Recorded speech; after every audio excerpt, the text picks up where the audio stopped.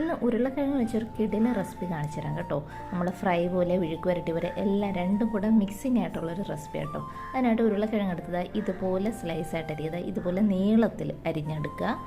എന്നിട്ട് നമുക്കൊരു പാൻ വെച്ചിട്ട് അതിലേക്ക് വെളിച്ചെണ്ണ ഒഴിച്ചതിന് ശേഷം ഇഞ്ചി വെളുത്തുള്ളി പേസ്റ്റ് ചേർക്കുക. പേസ്റ്റൊന്നുമല്ല, ചതച്ചത്.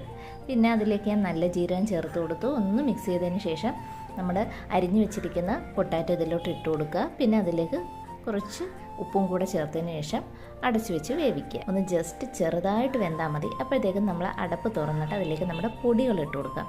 മഞ്ഞൾപ്പൊടി, മല്ലിപ്പൊടി, മുളക് പൊടി, ഗരം മസാല, കുരുമുളക് പൊടി, അങ്ങനെ എല്ലാ പൊടികളും ചേർത്തതിന് ശേഷം നന്നായിട്ട് മിക്സ് ചെയ്ത് എല്ലായിടവും ഒന്ന് എത്തുന്ന പോലെ മിക്സ് ആക്കിയതിന് ശേഷം അടച്ചു വെച്ച് ഒന്ന് വേവിക്കുക.